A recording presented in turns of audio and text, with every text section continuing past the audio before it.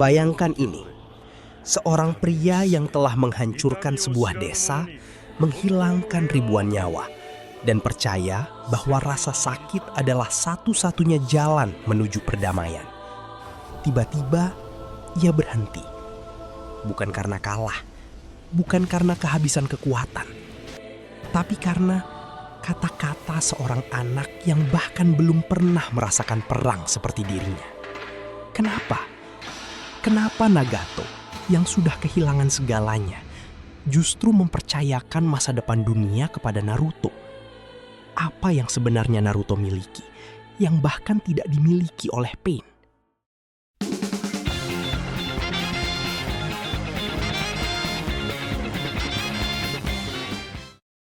Nagato bukanlah penjahat yang lahir dari kegelapan. Dia adalah anak kecil yang perlahan-lahan dipaksa menjadi gelap oleh dunia. Bayangkan seorang anak yang bahkan belum sempat memahami arti hidup, tiba-tiba harus melihat kedua orang tuanya tergeletak tak bernyawa, dibunuh bukan oleh monster, tapi oleh manusia, Shinobi Konoha. Dan yang lebih menyakitkan, itu terjadi bukan karena mereka jahat, tapi karena takut. Takut yang berubah menjadi kekerasan.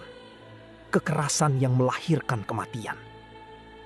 Dan sejak saat itu, dunia bagi Nagato tidak pernah sama lagi. Dia tidak lagi melihat harapan. Dia tidak lagi melihat masa depan. Yang dia lihat hanya satu hal: rantai penderitaan yang tidak pernah putus. Hari demi hari, dia hidup dalam perang. Bukan sekedar mendengar suara ledakan, tapi merasakannya. Bukan sekedar melihat mayat, tapi kehilangan orang-orang yang dia sayangi, satu persatu. Kelaparan menjadi teman, ketakutan menjadi kebiasaan. Dan perlahan, tanpa dia sadari, hati seorang anak itu mulai berubah. Bukan menjadi kuat, tapi menjadi dingin. Karena ketika rasa sakit datang terus-menerus, ada satu titik di mana manusia berhenti menangis dan mulai percaya bahwa rasa sakit itu adalah kebenaran itu sendiri. Dari sanalah keyakinan Nagato lahir. Bukan dari ambisi, bukan dari keinginan menguasai dunia, tapi dari kesimpulan pahit yang dia kumpulkan sepanjang hidupnya. Manusia tidak akan pernah benar-benar memahami penderitaan sampai mereka dipaksa merasakannya. Dan bagi Nagato, itu bukan sekedar pemikiran. Itu adalah satu-satunya jawaban yang tersisa. Itulah kenapa dia menciptakan Pain. Bukan untuk sekedar menghancurkan, tapi untuk mengajari dunia. Dengan cara yang paling kejam. Dengan cara yang sama seperti dunia. Mengajarinya dulu. Ketika Konoha hancur, ketika jeritan menyebar, ketika orang-orang kehilangan keluarga mereka, Nagato tidak melihat itu sebagai kejahatan. Dia melihatnya sebagai keadilan yang tertunda. Sebuah pelajaran. Sebuah cara untuk membuat dunia akhirnya mengerti apa yang selama ini dia rasakan. Karena di dalam pikirannya, perdamaian tidak akan pernah lahir dari kata-kata. Perdamaian hanya bisa lahir dari rasa sakit yang sama.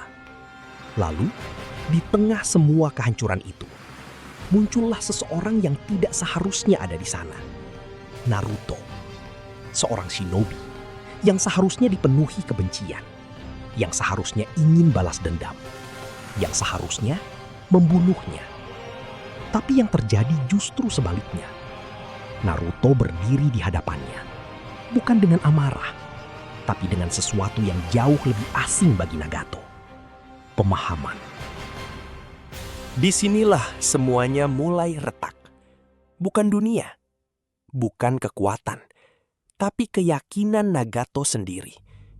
Karena Naruto tidak datang dengan jawaban yang berkesan. Dia tidak membawa solusi. Dia bahkan tidak mencoba membantah penderitaan yang Nagato rasakan. Dia tidak berkata, dunia itu baik.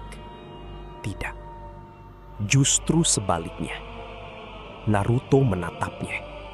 Dan untuk pertama kalinya, Seseorang benar-benar memahami rasa sakit itu tanpa mencoba menghapusnya. Naruto tidak menyangkal, tidak menghakimi, tidak meremehkan. Dia hanya berkata bahwa dia mengerti. Dan kata mengerti itu, bagi seseorang seperti Nagato, bukanlah hal kecil. Karena selama hidupnya, tidak ada yang pernah benar-benar mencoba memahami. Semua orang hanya bertahan. Semua orang hanya melawan. Semua orang hanya menyakiti dan disakiti. Tapi Naruto berbeda. Dia tidak berbicara sebagai pahlawan. Dia tidak berdiri sebagai musuh. Dia berdiri sebagai seseorang yang pernah berada di tempat yang sama. Dibenci tanpa alasan yang dia pilih. Dijauhi bahkan sebelum dia sempat mengenal dunia. Ditatap seperti ancaman hanya karena sesuatu yang hidup di dalam dirinya. Sejak kecil, Naruto hidup dalam kesepian yang sunyi. Bukan kesepian karena tidak ada orang, tapi kesepian karena tidak ada yang mau melihatnya sebagai manusia.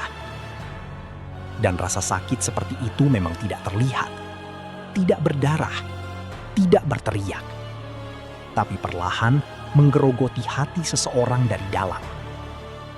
Naruto tahu rasanya ingin diakui, tapi tidak pernah diberi kesempatan.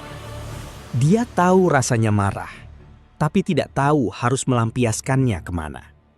Dia tahu rasanya ingin membenci dunia. Dan di titik itu, Naruto sebenarnya punya dua pilihan. Menjadi seperti Nagato, atau menjadi sesuatu yang berbeda. Dan disinilah letak perbedaan yang paling menyakitkan. Naruto memilih untuk tidak membenci. Bukan karena dia tidak punya alasan, justru karena dia punya terlalu banyak alasan untuk membenci. Tapi dia menolak. Dia menahan semua itu, bukan dengan kekuatan, tapi dengan keyakinan yang bahkan dia sendiri tidak sepenuhnya pahami. Mungkin saja dunia tidak harus selalu berakhir dengan kebencian. Dan inilah yang menghancurkan logika Nagato. Karena selama ini, Nagato membangun seluruh hidupnya di atas satu kesimpulan. Penderitaan akan selalu melahirkan kebencian. Itu adalah hukum yang tidak pernah dia ragukan. Itu adalah kebenaran yang dia lihat berulang kali sepanjang hidupnya. Tapi sekarang, di hadapannya berdiri seseorang yang seharusnya menjadi bukti dari teori itu, namun justru menjadi penyangkalan terbesar terhadapnya. Naruto adalah sebuah bentuk paradoks.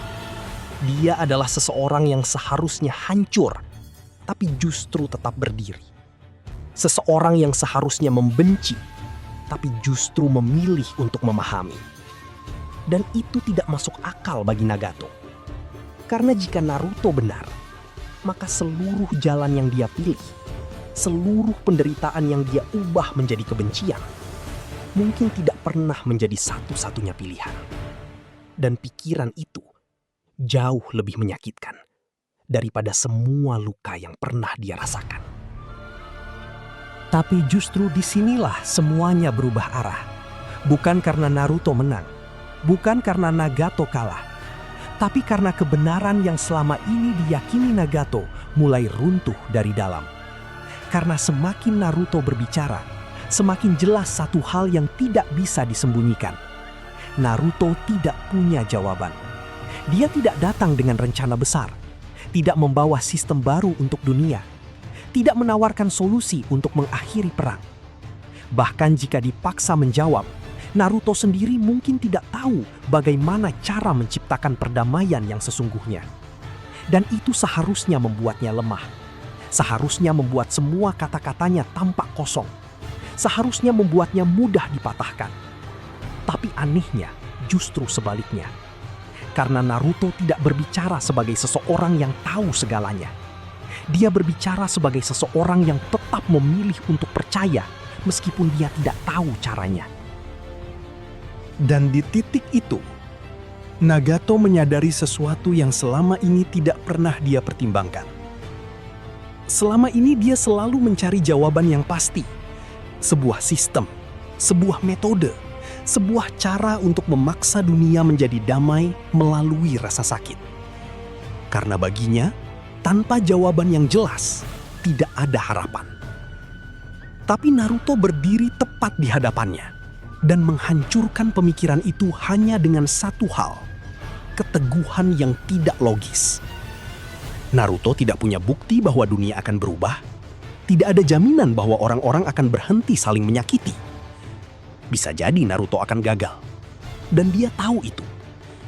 Dia sadar bahwa jalan yang dia pilih adalah jalan yang paling sulit.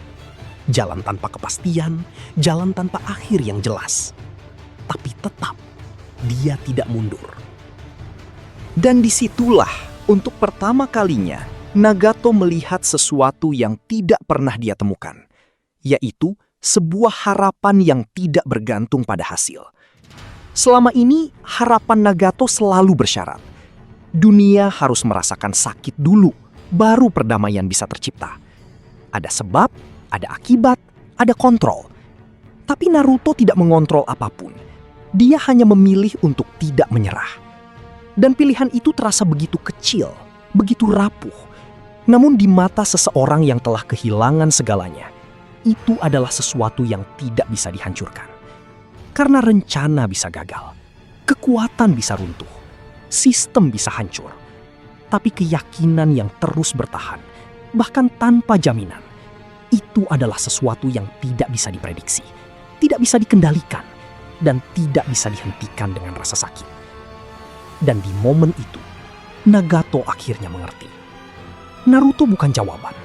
Naruto bukan solusi. Naruto adalah sesuatu yang jauh lebih berbahaya. Kemungkinan bahwa dunia tidak harus berjalan seperti yang dia yakini.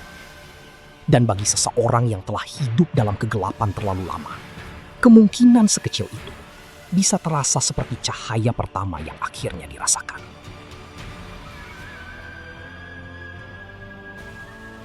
Coba berhenti sejenak dan pikirkan ini baik-baik.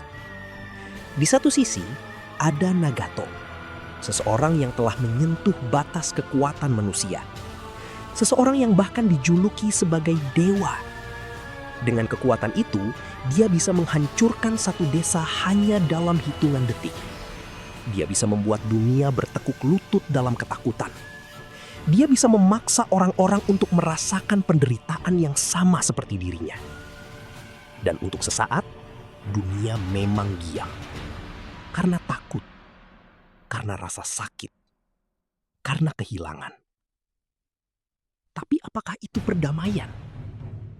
Atau hanya keheningan sebelum kebencian berikutnya lahir?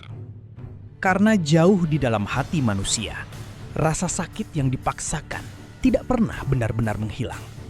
Dia hanya bersembunyi, menunggu waktu untuk berubah menjadi dendam.